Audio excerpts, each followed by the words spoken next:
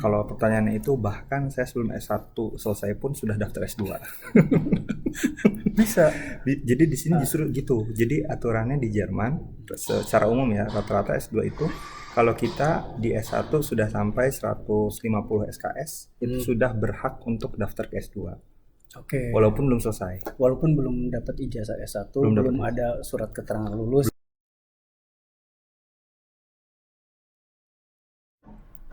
Assalamualaikum warahmatullahi wabarakatuh.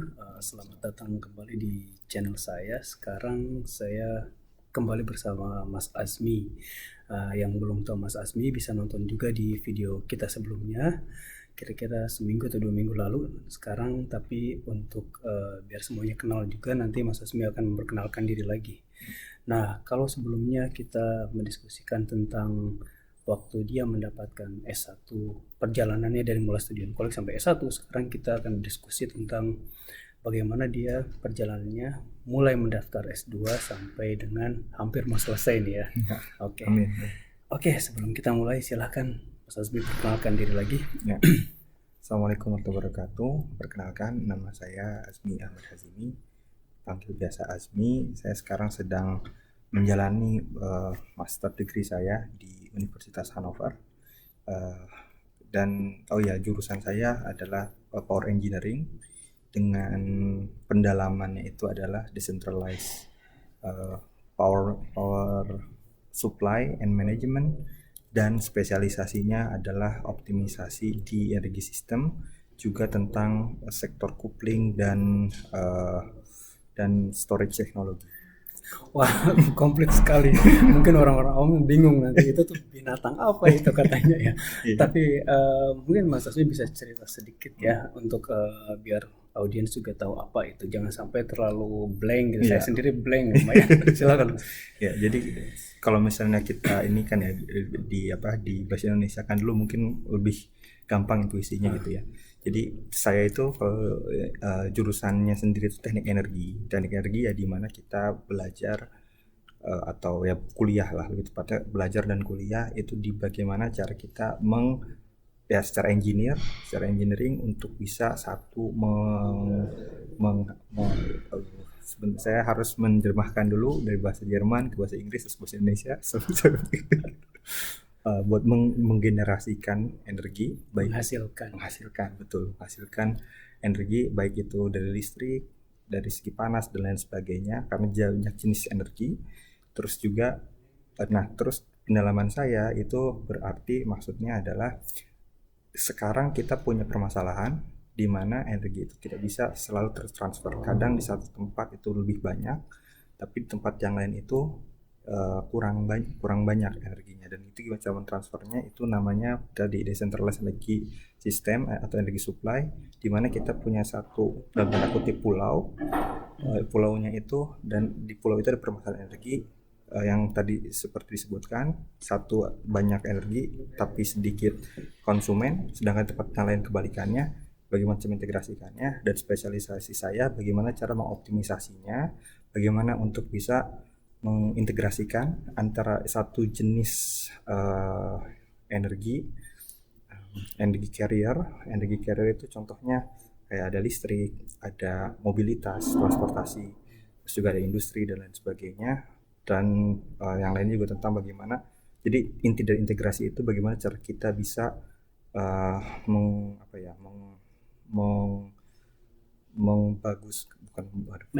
meningkatkan performa dari storage teknologinya, dan bagaimana cara kita memanage untuk storage teknologinya itu agar tahan lama dan juga efektif dipakai. Dan itulah kurang lebih spesialisasi saya.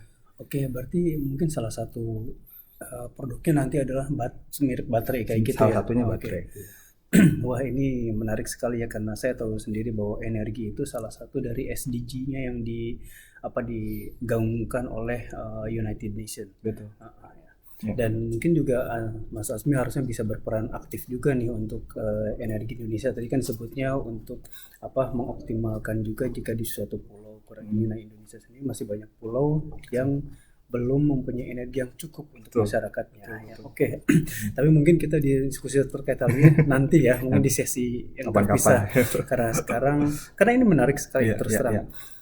Sekarang kita akan membahas tentang lanjutan kuliah S1 ke S2. Nah, dulu setelah lulus S1 sendiri, Mas Asmi sempat stop dulu baik itu untuk kerja atau apa atau langsung gitu. Kalau pertanyaannya itu, bahkan saya sebelum S1 selesai pun sudah daftar S2. Bisa. Jadi di sini justru gitu. Jadi aturannya di Jerman secara umum ya, rata-rata S2 itu kalau kita di S1 sudah sampai 150 SKS, itu sudah berhak untuk daftar ke S2. Oke. Walaupun belum selesai. Walaupun belum dapat ijazah S1, belum ada surat keterangan lulus. Belum ya? ada. Oke. Jadi itu intinya tuh boleh, karena kan di Jerman rata-rata ya S1 dan S2 itu sebenarnya pemecahan dari diplom in. Nah, karena itu jadi sebenarnya programnya memang 5 tahun. Oke, sebagai informasi untuk audiens, jadi sebetulnya di Jerman sendiri di universitas beberapa tahun sebelumnya mereka mempunyai program diplom ya.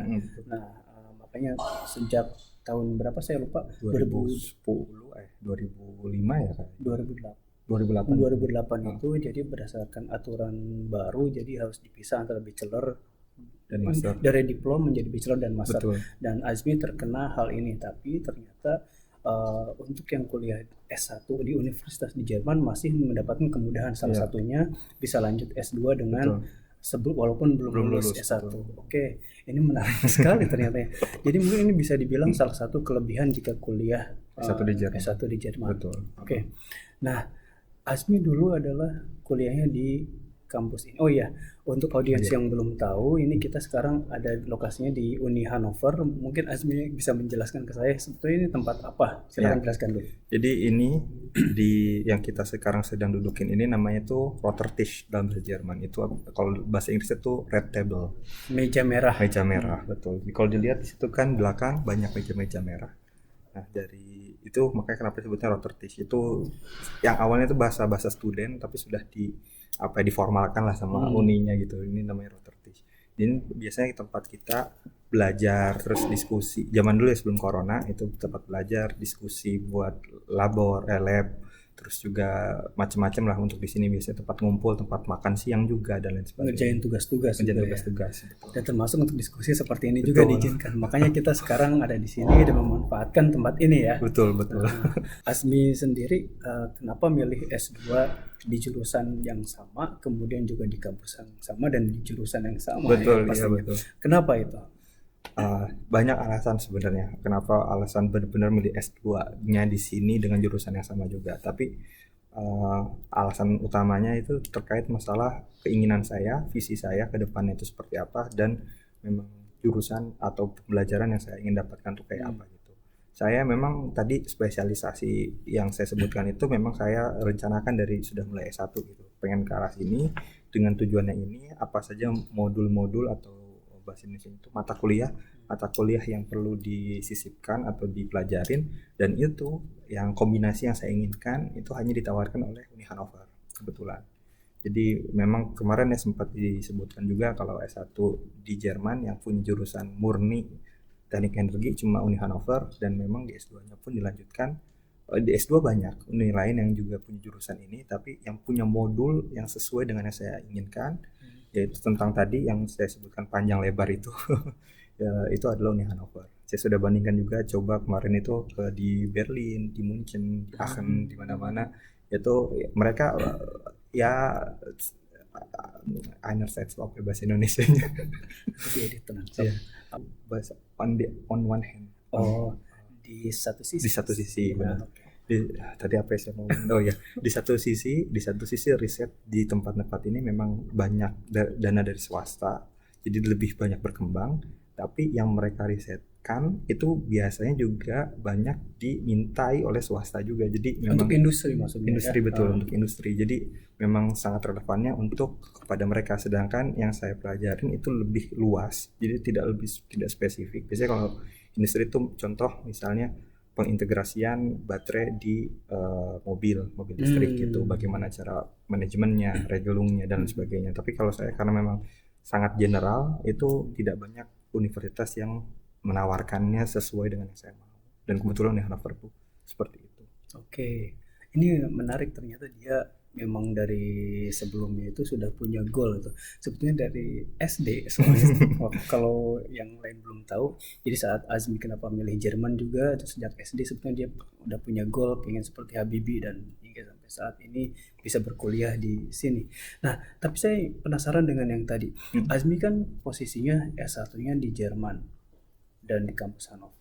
Jika pertama pertanyaan saya, jika misalkan Azmi ingin pindah ke kampus lain tapi belum lulus S1-nya, masih bisa daftar tidak dengan kondisi belum lulus tapi sudah 50 SKS itu.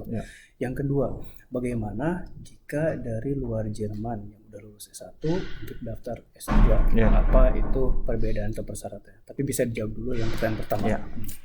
Untuk pindah tuh nggak susah juga, relatif gampang, dan sama juga selama sebenarnya sangat tergantung dari universitas, tapi hampir semua universitas itu sama, selama punya 150 SKS itu bisa daftar. Pengecualian itu Universitas Munchen, karena dia istilahnya ini ya, dia punya rasa prestis sendiri karena selalu masuk di 20 besar bahkan technical university di dunia. Jadi dia punya persyaratan lain-lainnya, tapi secara umum termasuk di RWTHA kan tuh sama 150 SKS itu udah bisa daftar. Cuman balik lagi master, saya kalau jurusannya lagi juga, dan ini jadi setahu saya kalau misalnya di 2 tahun yang lalu itu tuh master tuh jarang sekali yang langsung frei. Jadi jarang yang semua orang tuh bebas masuk. Biasanya selalu langsung rank di mana pasti ada seleksinya. Tapi kalau saya baru dari kemarin teman saya yang baru daftar master katanya sekarang udah banyak juga yang langsung frei. Saya entah apa itu karena corona atau enggak. Cuman yang jelas sekarang sudah banyak yang langsung frei. Jadi sebenarnya secara prinsip yang penting punya 150 SKS bisa daftar, tapi pasti ada syaratnya di mana semester 2 sudah selesai maksimal. Maksudnya semester 2 itu sudah ngasih ijazah S1-nya. Oh, pas semester 2 di program master. Betul. Oke, sudah daftar S1-nya. Nah, yang pertanyaan yang kedua tadi yang terkait dengan jika S1-nya di Indonesia ingin master di sini, bagaimana? Ada nggak pengalaman atau cerita di teman-teman mungkin? Kalau ini cerita di teman-teman banyak sih. Jadi yang paling kalau misalnya mau jalur cepat, dalam tanda kutip jalur cepatnya itu pas lihat beasiswa DAAD. Itu udah paling gampang karena istilahnya dengan punya beasiswa DAAD langsung bisa diterima di universitas mana-mana. Karena yang agak sedikit susah itu adalah menyetarakan antara ijazahnya betul. Karena dari yang saya tahu banyak karena ijazah kita itu lumayan beda. Kita juga kan S1 ya, judulnya S1 4 tahun, sedangkan program di Jerman tuh bachelornya itu kurang lebih 3 sampai 4 tahun ya, Nachdem. Itu jadinya biasanya suka ada wawancara yang saya tahu ya. Wawancara maksudnya untuk jadi di sini tuh kan ada dewan penerimaan gitu ya, dari dekan dan kawan-kawannya. Nah, jadi yang sudah mendaftar dari luar universitas luar Eropa untuk program master ya. Untuk program master itu akan ditambah lagi wawancara. Wawancara apakah itu kira-kira bisa, termasuk dengan persyaratan bahasanya. Bahasanya ya di Jerman lumayan sedikit untuk jurusan internasional, karena itu pasti butuh bahasa Jerman minimal C1. C1 ya sekarang berarti. C1. Tapi kalau misalnya untuk yang program bahasa Inggris sebenarnya kalau cukup nekat cobain daftar bisa aja, cuma modal A1 tuh bisa. Tapi biasanya ditolak visanya. Tapi yang kalau mau aman seenggaknya tuh B1 itu udah aman. Terus habis itu ya di sini baru nambah lagi bahasa. Oke. Menarik. Terus Azmi sendiri untuk kuliah master ini dapat beasiswa atau bagaimana? Kalau master kebetulan enggak beasiswa. Full dari ya beasiswa orang tua lah ya. BIA betul, BIA. Cuman memang dimulai dari semester 3 lah hitungannya tuh sudah mulai semi mandiri betul. Soalnya karena udah mulai dapat gaji juga dari kemarin internship, terus juga sekarang masih juga jadi student research assistant, terus itu dapat gaji, alhamdulillah bisa lah mencukupi. Tadi internship itu sendiri merupakan salah satu program dari master itu sendiri atau melamar? Itu betul. Jadi master sebenarnya ini sangat juga tergantung universitas. Jadi universitas itu ada yang mensyaratkan internship itu di bachelor, ada yang di master. Dan itu bisa dilihat biasanya ya. Kalau misalnya di yang bachelor itu bachelornya 7 semester standarnya. Tapi kalau yang bachelor 6 semester biasanya artinya internshipnya di master. Walaupun Oke. walaupun ada juga yang bachelornya 6 semester, masternya 4 semester, tapi nggak butuh internship sama sekali, itu ada juga jurusan. Tapi rata-rata seperti itu untuk teknik ya. Jadi yang kemarin itu saya kebetulan yang wajib karena itu juga ini ya, karena satu kewajiban dari Uni, kedua juga lagi corona agak susah. Saya sempat daftar juga beberapa kali untuk internship di luar yang wajib, tapi karena corona waktu itu saya daftar pas mau corona, pengumumannya pas corona di stop semua selama belum tanda tangan kontrak, itu tidak ada yang bisa daftar. Terus kemarin pas lagi corona barokah juga sebenarnya. Kenapa? Karena jadi perusahaan itu kan pada drop karena corona itu. Karena itu mereka kalau misalnya nyari karyawan baru, mereka terlalu mahal bayarnya. Akhirnya strategi yang banyak mereka lakukan, nyari student-student. Karena mereka bayarannya murah, bisa dipekerjakan sesuka hati. Terus Ini harus digali lagi nih. Silakan dulu. Teruskan. ya, dan udah bisa gitu, terus jadi juga mereka akhirnya banyak terima student, dan kebetulan saya masuk di situ. Sebetulnya ujung-ujungnya saya win-win solution, Iya, tapi nggak tahu porsinya lebih banyak kemana, perusahaan atau studennya ya. Iya, Karena kan di satu sisi studennya juga dapat pengalaman betul. nantinya ya, terutama bagaimana sih kerja di bawah Perusahaan. perusahaan Iya, gitu ya. iya. Dan jadi sebetulnya Asmi sendiri mendapat internship ini setelah ada pembukaan lowongan perusahaan yang dilempar ke kampus, atau Asmi aktif sendiri nyari-nyari? Kita harus aktif sendiri. Oke. Jadi ya di sini standarnya kita nyari sendiri, nggak bisa ditunjukin. Jarang banget pun ada. Biasanya kalau misalnya dari universitas dikasih ini ada lowongan, biasanya yang daftar langsung 100, 200 ya kan, susah ya. Iya, Jadi iya. lebih baik kita nyari aktif sendiri. Oke. Dan memang seperti yang pernah Mas Azmi bilang ini di yang waktu kita wawancara yang S1, kita betul-betul harus proaktif dan mandiri itu ya. Betul, betul. Nah, sekarang terkait dengan model perkuliahannya sendiri untuk master di Jerman itu seperti apa? Mungkin Azmi pernah ngobrol juga dengan teman-teman Azmi yang di Indonesia, mungkin bisa sedikit membandingkan Ya. apa kelebihan dan kekurangannya. Ya. Sebenarnya kalau untuk master saya di bedanya dengan di Indonesia tuh nggak jauh ya, beda sama bachelor. Kalau bachelor cukup jauh, tapi kalau master tuh lumayan mirip karena kita juga dituntutnya itu sudah paham tentang yang dasar-dasarnya. Jadi ketika di master kita sudah masuk ke bagaimana penerapannya. Dan saya jujur aja ya, master itu menurut saya jauh lebih susah dibanding bachelor pelajarannya. Tapi sangat lebih seru dibanding bachelor. Nah, tapi terusin dulu ya, nanti kita gali. Jadi soalnya orang-orang tuh sering banyak yang bilang nih, jadi kalau misalnya ada yang mau ke Jerman nih, terus biasanya dari kakak kelas tuh suka dibilangin, master itu lebih gampang daripada bachelor. Salah itu, anggapannya sangat salah. Karena master itu pasti karena lebih expert, lebih susah. Kita lebih tuntut lebih tinggi, cuman dia lebih menarik karena kita belajar tuh langsung kepada aplikasi dan pemahamannya. Walaupun di Uni itu kita belajar di aplikasi. Dan sekarang itu baru kelihatan ada perbedaan yang cukup mendasar antara FH dan Uninya. Karena FH juga ada master juga, tapi FH itu benar-benar sangat bagaimana caranya kita dalam tanda kutip menyelesaikan masalah. Sedangkan Uni itu lebih ke arah gimana cara kita mengembangkan ini satu yang udah ada yang terbatas menjadi tidak terbatas. Oke. Jadi lebih ke arah inovasi sebetulnya ya. Betul. Gitu. Walaupun itu level master di FH masih seperti itu, masih berbeda dengan di Uni ya. Justru lebih kentara perbedaannya. Saya kira hanya pas di Bachelor ya. bachelornya aja. Oke. Sekarang saya ingin tanya lagi terkait dengan suka dan dukanya untuk di program master ya. Katanya kan waktu itu kayaknya banyakkan dukanya di master nih. Silakan. Ya. Kalau suka duka di master, suka tuh banyak ya, karena pertama jadi program saya teknik energi di bachelor itu sangat mendasar dan dalam tanda kutip tuh bersambung dan baru bersambung itu di master pelajarannya. Dan kemudian di master ini makanya jadi benar-benar interest saya di bidang energi itu sangat tergali, terkuras. Saya banyak terbuka pikirannya, membuka dunia baru. Itu saya baru ngerasain ya, seumur-umur saya belajar, ngerasa seneng belajar yang seseneng itu. Kita pengen nyari sendiri, nggak perlu nunggu orang itu. Barulah pas saya master di sini, karena kelihatan tahu dan perspektifnya pun berbeda gitu dengan yang apa yang pelajaran bachelor dan lain sebagainya. Itu pertama. Tapi ya dukanya ya saya master cuma 1 semester tidak pandeminya. Iya. Tiga semester berikutnya saya pandemi, cuma ya itu memang jadi agak sedikit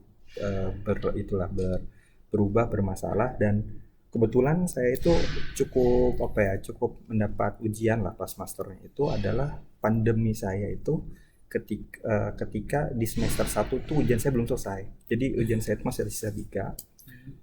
Karena pandemi di stop ujiannya. Maksudnya periode ujian akhir semester. Betul, perlu Ah, oke. ujian semester. Karena kita cuma sekali ujian ya. Sekali ujian. Jadi cuma satu semester tuh sekali ujian Oh, di oke. akhir itu.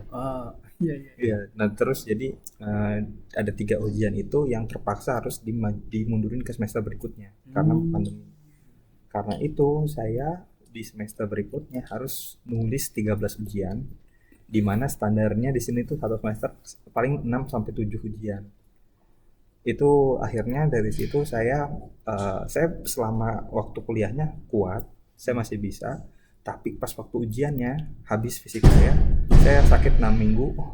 Dan di situ ya cukuplah banyak ujian yang tidak sesuai harapan, walaupun ada beberapa yang sesuai harapan tapi banyak yang tidak sesuai harapan. Terus ya di situ lumayan ya saya cuman yakin ini pasti Allah udah ngasih jalan gitu ya, ini pasti yang terbaik, gak mungkin salah rencana Allah tuh. Jadi ya saya terima nasibnya seperti itu, tapi berikutnya alhamdulillah dibukakan pintu ketika saya tuh jadi setelah di semester 2 itu lanjut lagi di namanya ada seminar arbait di sini tuh. Mungkin kalau misalnya saya nyebutnya kalau ke orang tua saya itu pretesis. Jadi bukan yang penelitian dan tesisnya tapi masih pretesis semi gitu. Itu saya dapat tema yang menarik tadi, yang spesialisasi saya itu mulai dari situ. Jadi dari pretesis saya ke arah situ. Itu semester berapa? Semester 3. Tiga, ya? Semester 3. Saya ngerjain pretesis, penelitian, terus ternyata hasil penelitiannya cukup baik, dan sekarang dari situ saya sedang sama pembimbing saya itu lagi bikin paper tentang itu. Semoga bisa keluar, minta doanya semuanya, cuman saya lagi mengusahakan lah untuk bisa keluar itu. Terus kemudian setelah semester 3 selesai itu saya cukup puas dengan hasilnya dan masuklah ke internship di perusahaan. Dan di situ juga saya lumayan ini ya, karena namanya kerja pasti kita juga harus banyak berinteraksi, walaupun dengan corona alhamdulillah masih bisa, jadi nambah kenalan lumayan banyak. Terus juga kerjaannya juga menarik waktu itu, dan juga ini ya, dan juga ya dan di situ juga saya banyak sukanya sih sebenarnya akhirnya di master tuh, walaupun diuji banget lah master ini selama pandemi itu. Pandemi itu ya, terutama tadi pas saat menghadapi ujian yang harus di ujung-ujungnya karena lebih banyak ya, jadi beban mental juga mungkin, dan pikiran, fisik juga ya. Betul. Nah tadi terkait dengan internship ini tadi melakukan penelitian ini kan untuk tesisnya ya, pretesis malah. Nah terus rencana mau dipublikasikan, apakah publikasi juga ini termasuk salah satu persyaratan wajib untuk lulus master atau gimana? Itu tidak. Jadi saya tahu di Inggris itu publikasi itu salah satu persyaratan. Indonesia sekarang juga. Oke. Nah, cuman kalau di Jerman itu tidak. Kenapa? Alasannya saya waktu itu kebetulan pas nulis skripsi saya dibimbing langsung sama profesor, dan di situ dijelaskan sama dia, di sini kita itu sangat dituntut masalah validitas dari paper kita. Karena itu yang boleh sebenarnya nulis paper itu hanyalah orang yang sudah dianggap sebagai saintis, yaitu artinya sudah lulusan S2. Setidaknya di bidang saya ya, di bidang saya itu seperti itu. Jadi karena itu sebenarnya ketika student masih di S2 tapi sudah mulai nulis paper itu sesuatu yang tidak biasa. Jadi ya itu juga jadi bukan sebuah persyaratan dari S2 itu. Tapi Azmi sekarang masih mengusahakan supaya paper itu keluar ya? Iya. Oke. Karena ya di penelitian ada 1-2 hal lah yang pasti tiba-tiba ternyata kok begini, terus jadinya nggak tahu apakah dalam waktu yang ditentukan bisa keluar atau enggak. Saya mengerti sekali karena dunia saya dunia penelitian ya. Nah sekarang terkait internship itu sendiri, internshipnya itu berapa lama kalau boleh tahu? Dan tadi kan nyari-nyari sendiri juga, dan kira-kira nanti setelah lulus dari sini apa yang Azmi akan lakukan?